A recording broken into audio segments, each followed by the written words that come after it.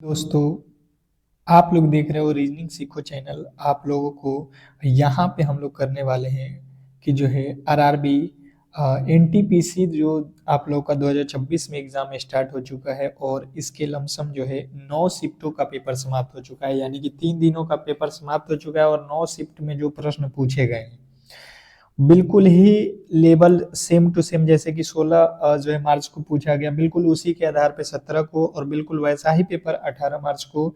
और आज 19 मार्च का भी पेपर स्टार्ट हो चुका है और लमसम बिल्कुल वैसा ही प्रश्न पूछा जा रहा है। ठीक है, तो एक पैटर्न सा बन गया है। और जिनका भी पेपर अब जो है 22, 23, 24, 25 मार्च को होने जा रहा है, तो बिल्कुल आप लोग इस क्लास को अंत तक देखना, क्योंकि देखिए जिस तरीके से प्रश्न आप लोगों के एग्जाम हॉल में पूछा जा रहा है, मैंने बिल्कुल उन टॉपिकों के ही प्रश्नों को उठाया है जहां से प्रश्न आप लोगों के एग्जामिनर पूछ रहा है।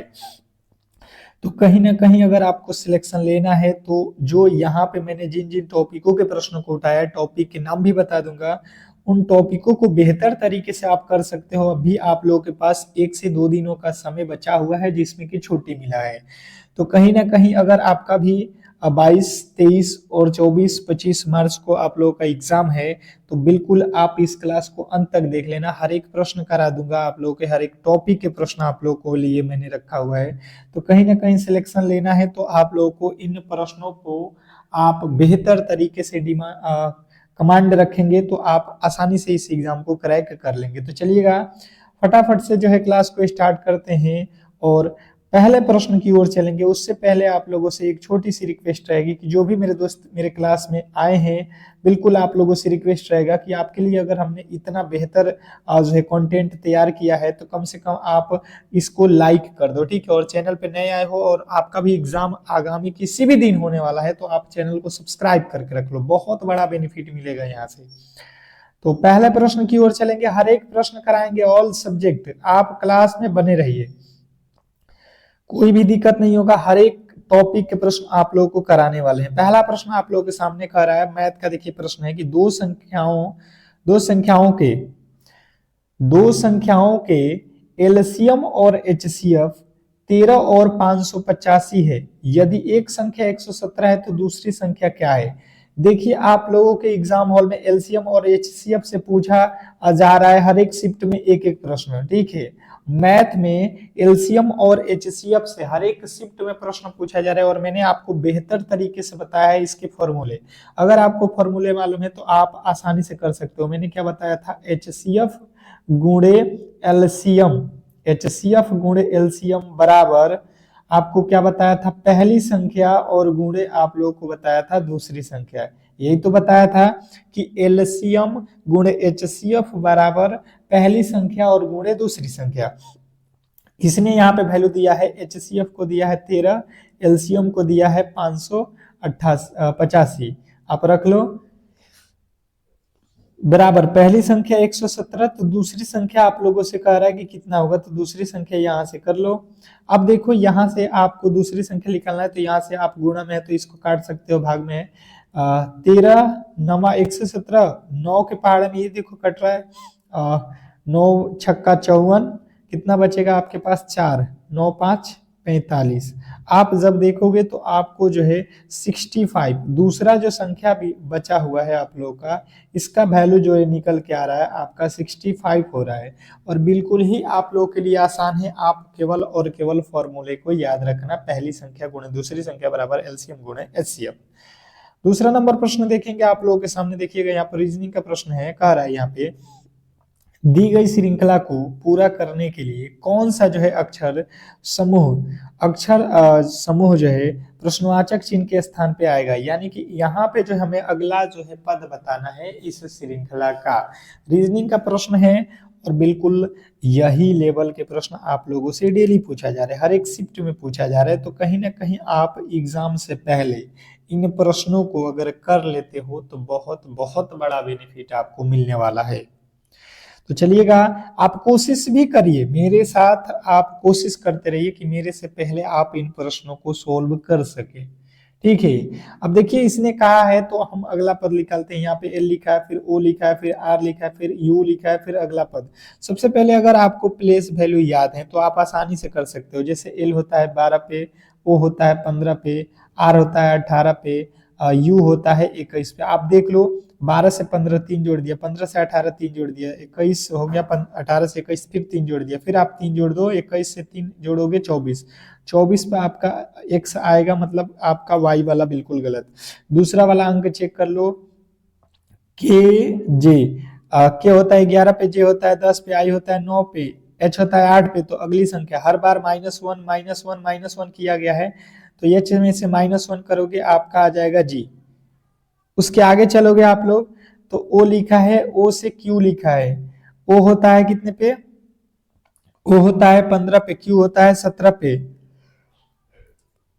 एस होता है 19 पे, यू होता है 21 पे। मतलब हर बार दो दो ठो जोड़ा गया है, तो आप क्या करो, दो ठो जोड़ दो, 21 दो कितना हो जाएगा 23। 23 पे कौन सा अक्षर रहेगा, 23 पे कौन सा अक्षर रहेगा आप लोगों का डब्लू। आप चेक कर लो, देख लो कहाँ पे है डब्लू।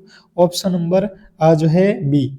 बी वाले जो भी मेरे दोस्त बताए हैं उनके बिल्कुल राइट उत्तर है। जिन्होंने बी को चुना है उनके बिल्कुल राइट उत्तर है। इनमें से कहीं से भी आपको गलती नहीं करना है। नेक्स्ट प्रश्न की ओर चलेंगे और अगला प्रश्न आपके सामने है।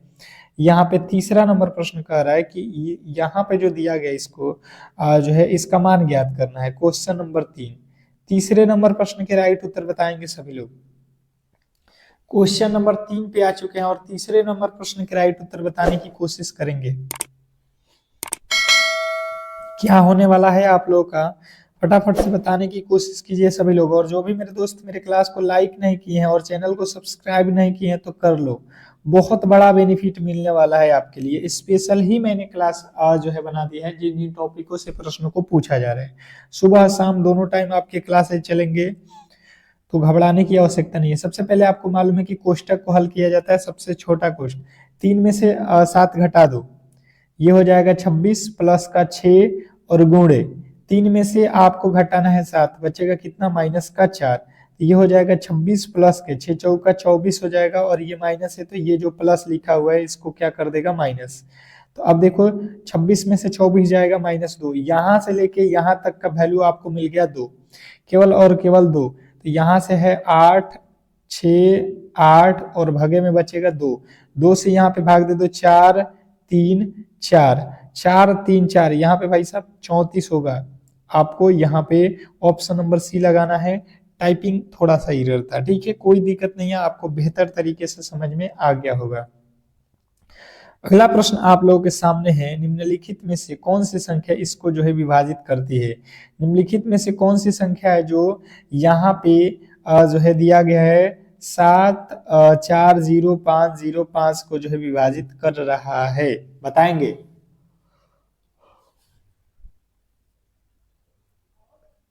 चारों ऑप्शन आप देखो पहले, और इन चारों ही ऑप्शन में से कौन सा ऑप्शन है जो इसको विभाजित करेगा, ये आप लोगों को बताना है।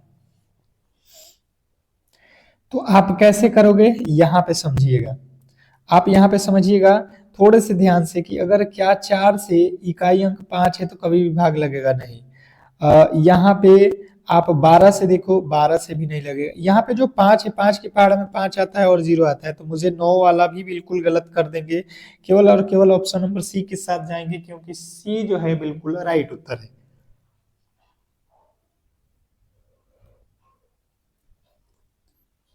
अगला प्रश्न दिया है कि संख्याओं 2.1 और 0.35 का लघुत्तम समवर्तक ज्ञात कीजिए। क्वेश्चन नंबर चौथे का राइट उत्तर बताएंगे सभी लोग। क्वेश्चन नंबर चौथे का राइट उत्तर बताएंगे कि संख्याओं 2.1 और संख्या 0.35 का लघुत्तम समवर्तक ज्ञात करें। क्वेश्चन नंबर 4, चौथे नंबर प्रश्न के जो राइट उत्तर है बताने की कोशिश करेंगे सभी लोग। तो लघुत्तम समवर्तक आप आसानी से इसको कर सकते हो। कौन सा लॉजिक लगाओगे, तो इसके दो लॉजिक है। एक तो इसे आप क्या कर सकते हो, आप जो मेथड से जानते हो उसको कर सकते हो, या इसको दशमलव हटा लो, ये हो जाएगा 21/10 और ये हो जाएगा 35/10। यहाँ पे 2 अंक है ना, तो 2 जीरो लगा लो। एलसीएम निकालना है, यानी कि ऊपर वाला का एलसीएम निकालना पड़ेगा। 21 और 35 का एलसीएम कितना होता है? 21 और 35 का एलसीएम आप निकाल लो, कितना हो जाएगा? ये 7 तरीका 21, 7 पचे 35, 3 पचे 15, 15 15 सत्ते 105, 105 आ रहा है। और बट्टा में कितना हो जाएगा? ये दोनों का क्या निकालना पड़ेगा हमें? HCF, इसका क्या निकालना पड़ेगा? HCF, तो 10 आ जाएगा। अब इसको काट दो, कितना आ जाएगा? 5 के पहाड़ में ये 2 मरतबे, 5 के पहाड़ में ये हो जाएगा 2 और यहाँ पे 1, 2 से भाग दे दो इसमें, तो ये हो जाएगा 2 1 में 2, फिर से 10 दूना का 20, 10 दूना का 20 हो रहा है ना।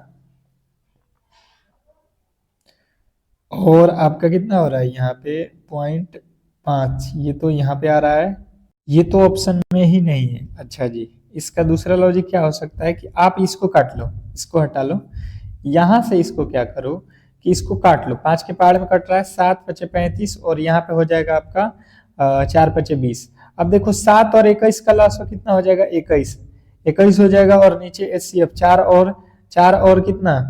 4 और 10 का, तो यहाँ पे आप इसको करोगे तो 10, इसका 10 से भाग दे दो, 2.1, ऑप्शन नंबर ए 2.1 आपका बिल्कुल राइट उत्तर हो जाएगा।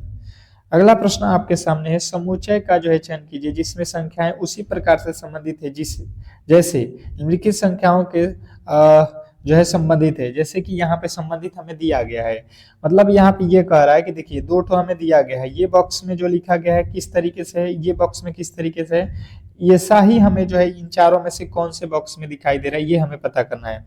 सबसे पहले 16 और 7 से हमें लाना है 262। 16 में 7 से गुणा करेंगे तो क्या 262 हो सकता है? बिल्कुल नहीं है।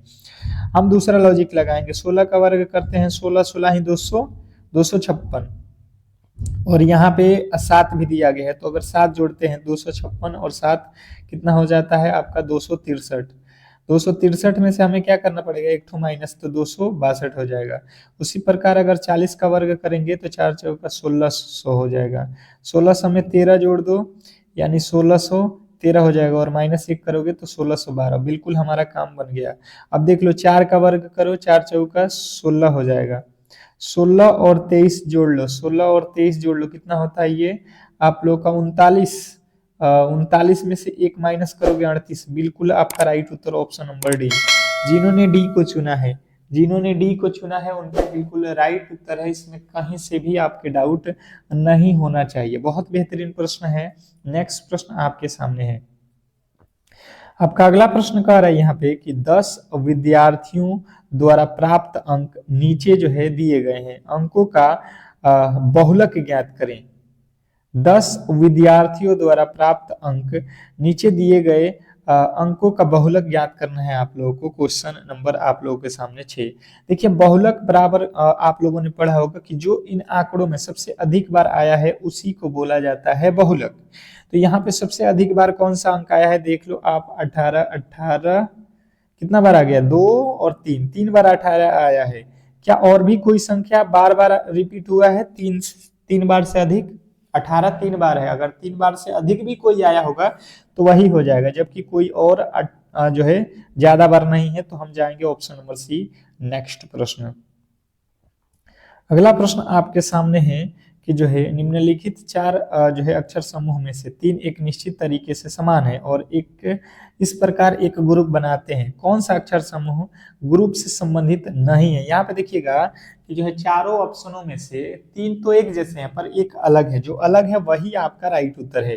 रीजनिंग का प्रश्न है, बहुत बेहतरीन प्रश्न है। आप लोग एक बार क्लास को लाइक शेयर कर दो ताकि सभी लोगों के पास ये क्लास पहुंच सके, और चैनल को सब्सक्राइब नहीं किए हो तो सब्सक्राइब करके रखो, क्योंकि शाम में 8 PM पर भी आपको एक स्पेशल क्लास देखने को मिलेगा जो कि बहुत बहुत महत्वपूर्ण होगा। और जैसा कि आज का जो है एग्जाम हुआ होगा उसके अकॉर्डिंग वो क्लास होगा, ठीक है। तो आप शाम में 8 PM पे जरूर हम लोगों से मिलिएगा, ठीक है। अब देखिएगा यहाँ पे समझने वाली बात है। सबसे पहले देखो यहाँ पे एस के बाद टी से एस लिखा है, मतलब टी होता है 20 पे, एस होता है 21 पे, 19 पे, -1 किया गया। डी से पहले सी, यानी कि यहाँ पे भी -1, यहाँ पे भी -1। एल से पहले के, यहाँ पे भी -1। भी से पहले भी होता है, भी से पहले अगर -1 करेंगे तो यहाँ पे यू होना चाहिए। ये बात जो है बिल्कुल हमारा पहला ही अक्षर से हम जब चेक किए तो यहाँ पे हमारा फॉल्ट मिल गया ऑप्शन नंबर डी में, और जिन्होंने डी को चुना है उनके 100% सही उत्तर है। नेक्स्ट प्रश्न की ओर चलेंगे। बिल्कुल ये लेवल है आप लोगों के एग्जाम का, थोड़ा बहुत भी अगर आप जो है अच्छे तरीके से यहाँ पे समझने की कोशिश करेंगे तो आसानी से आप एग्जाम हॉल में बना के आओगे। कर दी गई श्रृंखला में प्रश्नवाचक चिन्ह के स्थान पे क्या आएगा? जो दिया गया श्रृंखला है इसमें प्रश्नवाचक चिन्ह के स्थान पे बताना है। मुझे लगता है कि 100% लोग इसमें फंसेगा। बताइएगा इस प्रश्न के राइट उत्तर क्या होने वाला है। क्वेश्चन नंबर 9, 9वें नंबर प्रश्न के राइट उत्तर आप लोगों के आने चाहिए। जैसे मैंने समझने की कोशिश किया तो 60 से लिखा है 40, मतलब यहाँ पे माइनस का 20 हुआ है, यहाँ पे कितना हो गया 16, यहाँ पे कितना हुआ 8, तो यहाँ पे कितना हो जाएगा 4, और 4 से आगे आओगे तो यहाँ पे 0। बात बिल्कुल सही है। देखो 12 के बाद देखोगे तो 8 जोड़ दिया, फिर 16, फिर यहाँ पे 20, मतलब आप देखोगे तो यहाँ पे कितना कितना किया गया है 12 न है जी।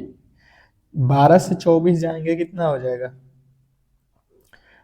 12, फिर यहाँ पे कितना 20 से यहाँ पे कितना माइनस किया गया है 4, 16 से कितना माइनस किया है 4, तो यहाँ पे भी माइनस करोगे तो कितना करना पड़ेगा आपका, तो यहाँ पे कितना हो जाएगा 8 न, 8, और 8 से माइनस करोगे तो यहाँ पे हो जाएगा आपका कितना 4, 4 माइनस करना पड़ेगा, 0 नहीं 4, 4 है यहाँ पे, 4 कर लो। अब देखो आप क्या करोगे 12 में से जो है माइनस कर दो 4, तो यहाँ पे हो जाएगा 4। बिल्कुल आपके राइट उत्तर है ऑप्शन नंबर बी। देखो हर बार 4 4 कम कर ले क्या है। नेक्स्ट प्रश्न आपके सामने है, कह रहा है कि 10 यदि पहली संख्या का 20% उसी संख्या की दूसरी संख्या के 4/5 भाग के बराबर है तो दूसरी पहली संख्या और दूसरी संख्या का अनुपात। वेरी वेरी इंपॉर्टेंट प्रश्न है और बहुत इजी भी है। अगर आप थोड़े से बेहतर तरीके से इस प्रश्न को समझे होंगे पढ़ते समय तो आप कर लीजिएगा, और अन्यथा यही प्रश्न आपके लिए हार्ड हो जाएगा। ठीक है, तो किस तरीके से सॉल्व करना है आइए समझते हैं। कोई संख्या है, मान लेते हैं पहली संख्या x है, उसका 20% निकालना है यानी कि 20/100। ये बराबर है, बराबर है किसकी? दूसरी संख्या, दूसरी संख्या मान लेते हैं y, इसके जो है 4/5 के बराबर है। ठीक है जी, कोई दिक्कत नहीं है। 20 के पहाड़े में 20 बचे 100, ये 5 के पहाड़े में 5 कट गया, यानी कि बचा क्या? इधर x बचा और इधर बचा है y गुणे 4।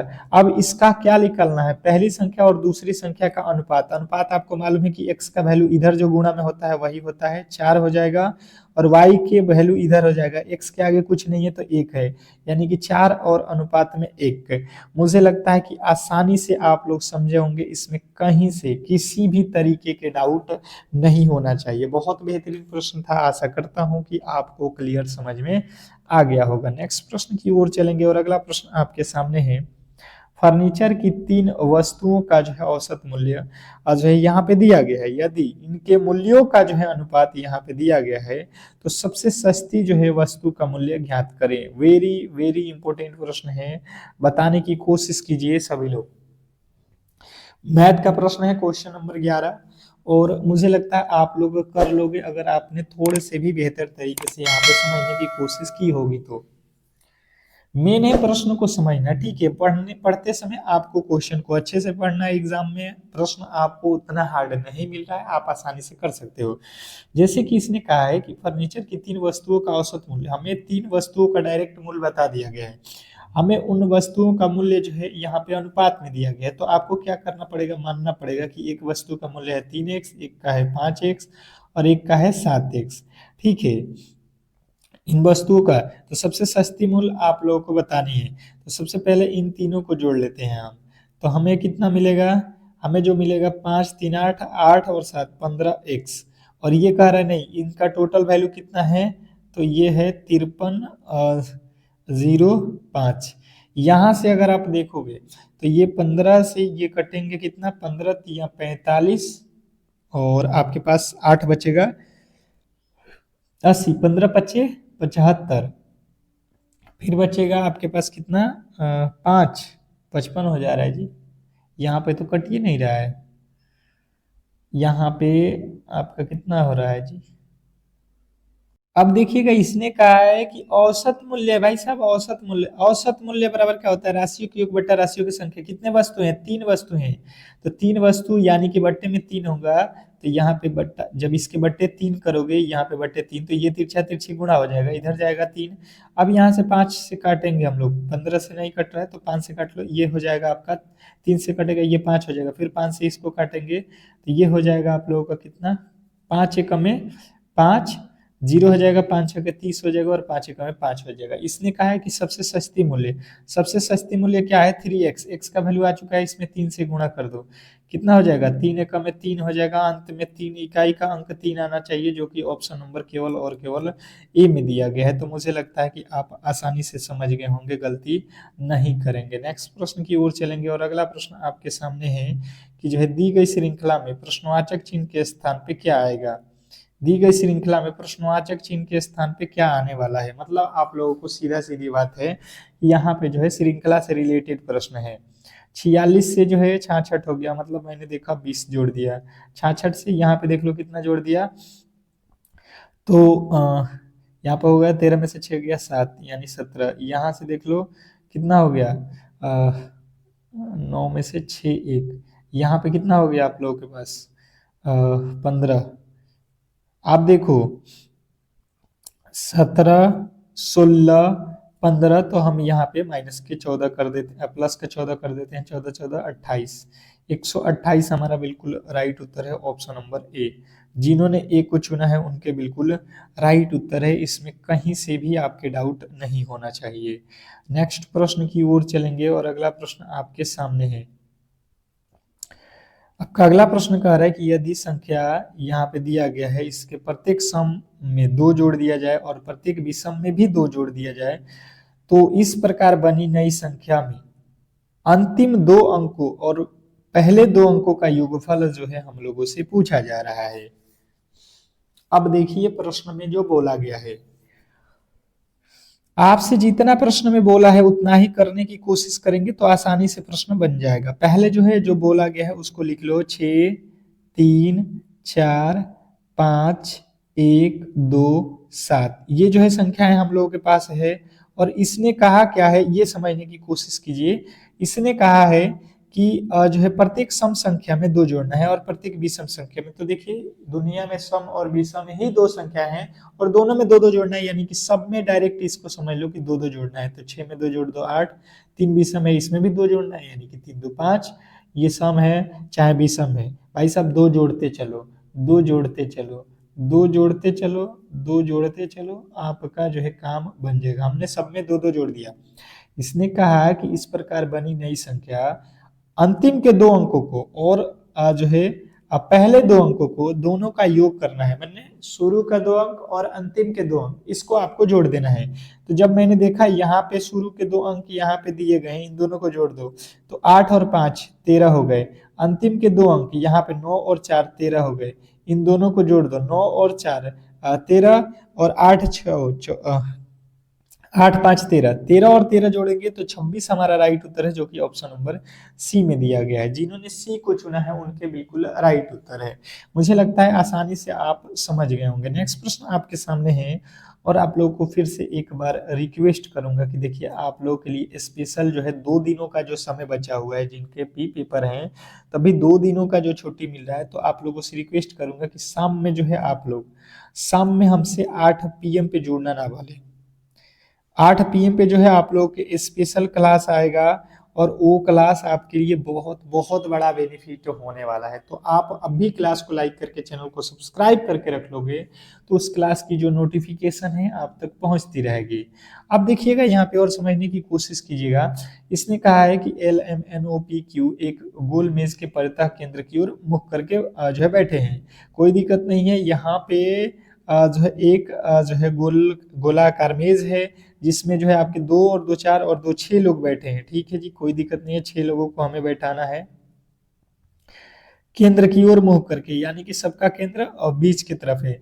इसने कहा है कि क्यू जो है ओ के दाईं ओर दूसरे स्थान पे बैठा है। पहला लाइन आपको पढ़ना है यहाँ पे बेहतर तरीके से। क्यू बैठा है ओ के दाईं ओर दूसरे स्थान पे, ये ओ बैठ गया यहाँ पे और इसके दाया तरफ यानी कि इधर दूसरे स्थान पे क्यू बैठा है। ठीक है जी, कोई दिक्कत नहीं है। एल एन के दाईं ओर दूसरे स्थान पे बैठा है। एल और एन, हमें यहाँ पे एल और एन पता नहीं है, हमें ओ और क्यू से रिलेटेड पहले चेक करना है, उसके आगे चलिएगा। एम क्यू के ठीक दाईं ओर दूसरे स्थान पे है। अब जो है देख लीजिएगा, क्यू और एम से रिलेशन हमें मिल गया कि एम जो है बैठा है वो क्यू के दाईं, एम क्यू के ठीक दाईं और पड़ोस में बैठा है। क्यू के ठीक जो है बाया, क्यू के बाया कौन सा हुआ यहाँ पे, और यहाँ पे बैठा है एम। तो पता चल गया। उसके बाद से आ जाओ यहाँ पे, एल जो है एन के दाईं ओर दूसरे स्थान पे बैठा है। एल एन के बाईं ओर, एल के बाया, आप समझोगे एल कहां पे है, एल जो है एन के बाया, एन के बाईं ओर।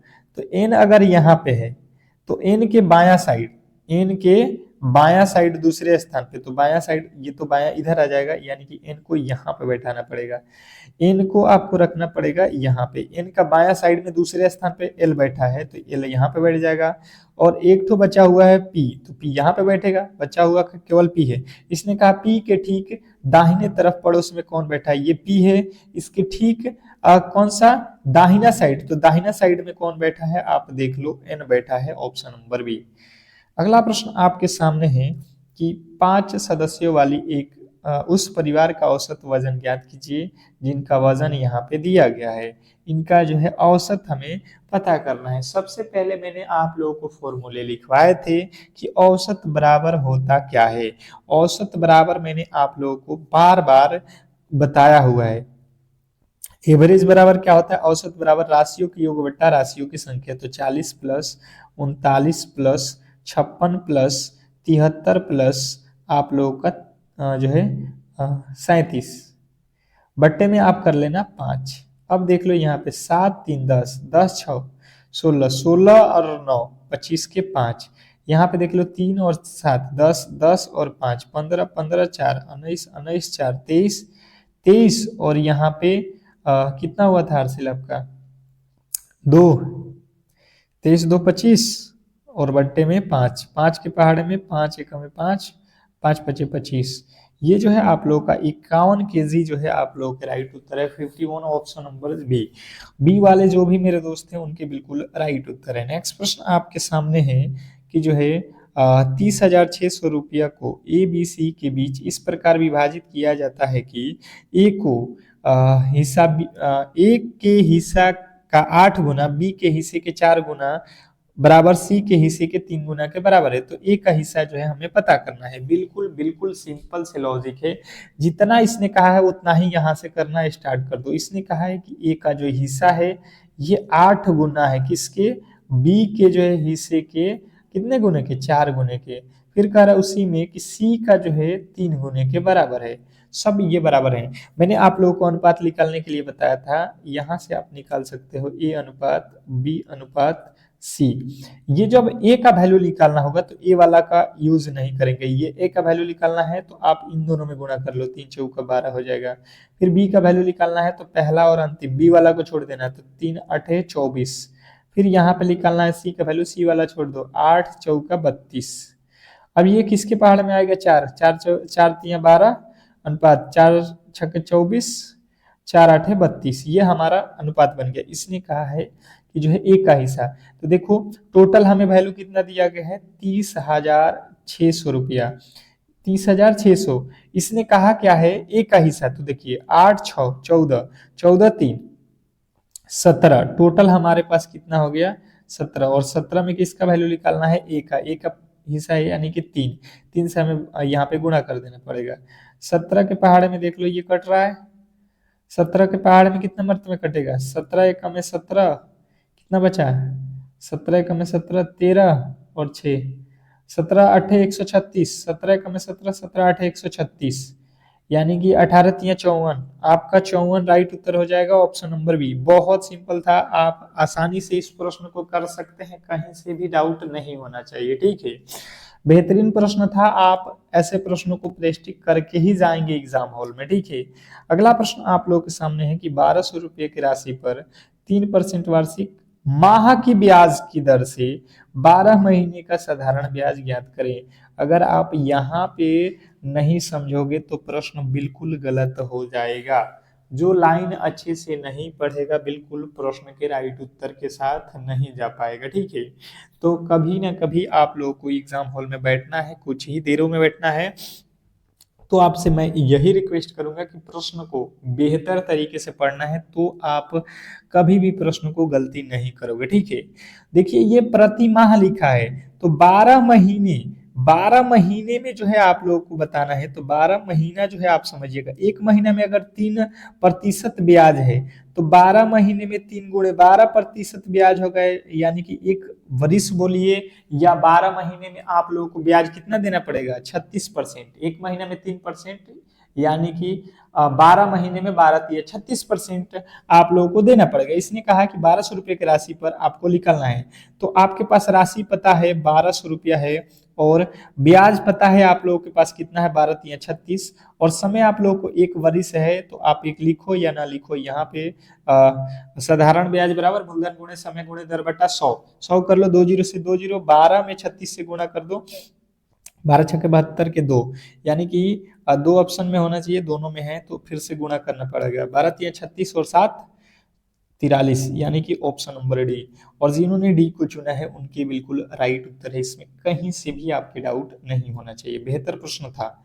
अगला प्रश्न आपके सामने है, देखिएगा, कह रहा है कि दी गई श्रृंखला में अक्षर ए और वाई के बीच के कितने व्यंजक है। दी गई श्रृंखला में अक्षर ए और वाई के बीच में कितने व्यंजक है, ये आज का होमवर्क जो है क्वेश्चन रहेगा इस क्लास का।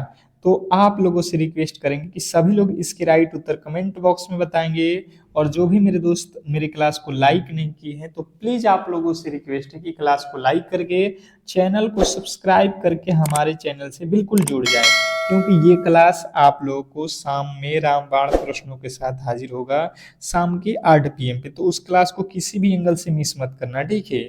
बिल्कुल जब तक आपका एग्जाम समाप्त नहीं होगा तब तक ये क्लास रेगुलर चलेगा, ठीक है। मिलता है नेक्स्ट प्रश्न नेक्स्ट क्लास में, तब तक के लिए धन्यवाद।